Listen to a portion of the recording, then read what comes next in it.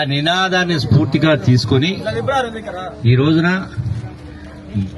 సంవత్సరానికి నాకు వచ్చే 5 కోట్ల రూపాయల ఎమ్మెల్యే నిధులలో 1 కోటి రూపాయలు గ్రామానికి 1 లక్ష రూపాయల చొప్పున ప్రతి గ్రామంలో లైబ్రరీలు ఏర్పాటు చేయడానికి నిధులు కేటాయిస్తా ఉన్నా. ఆ లైబ్రరీలలో అంబేద్కర్ గారి జీవిత చరిత్ర, అట్లాగే డాక్టర్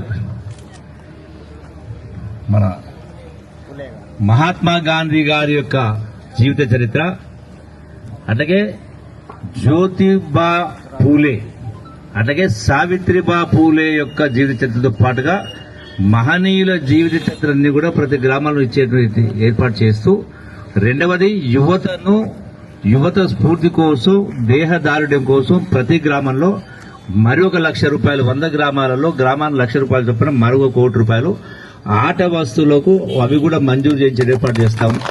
ఈ సందర్భంగా మీకు ఒకటే మనం చేసుకుంటా ఉన్నా, అందరికీ కూడా చదువు బోధించు సమీకరించని మనం అంబేద్కర్ గారికి దండలేసి నినాదాలు ఇచ్చి పోతా ఉన్నాం.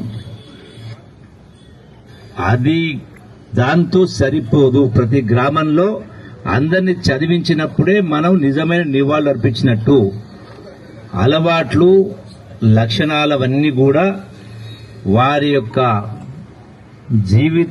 జీవితాన్ని ఆదర్శంగా తీసుకుని మనం కూడా ఆ పద్ధతిలో ఉన్నప్పుడే మనం ఈ దండలేసినందుకు అర్థం ఉంటుంది, పరమార్థం ఉంటుంది తప్ప కేవలం దండలేసిన ఇస్తే, అందుకనే 70 ఏళ్లు పట్టింది. ఎక్కడేసిన గొంగళి అక్కడే ఉంది. ఇప్పటి నుంచైనా కనీసం ఈ యొక్క జన్మదినాన్ని పురస్కరించుకొని మనం స్ఫూర్తిగా తీసుకోవాలి. మీ అందరూ ప్రార్థించాలని నమస్కారం.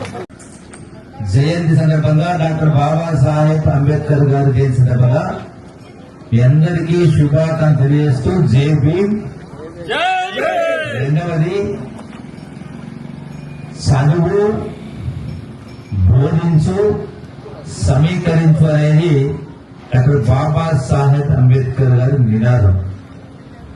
దండలేసి కొబ్బరికాయ కొట్టి వెళ్లిపోటీ సరిపోదు.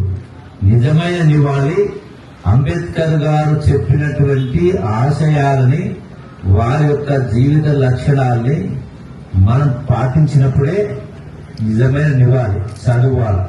అందుకనే ఈ చదువు బోధించు సమీకరించినటువంటి వారి యొక్క విధానాన్ని స్ఫూర్తిగా తీసుకుని ఎమ్మెల్యేగా నాకు వచ్చిన 5 కోట్ల రూపాయల నిధులలో 1 కోటి రూపాయలు ప్రతి గ్రామంలో గ్రంథాలయాలు ఏర్పాటు చేసి అందులో 100 గ్రామాలకు 1 లక్ష రూపాయలు చొప్పున 1 కోటి రూపాయలు నిర్వహిస్తూ అందులో మహాత్మా, అట్లాగే బాబాసాహెబ్ అంబేద్కర్ గారి జీవిత విశేషాలకు సంబంధించిన పుస్తకాలు, అట్లాగే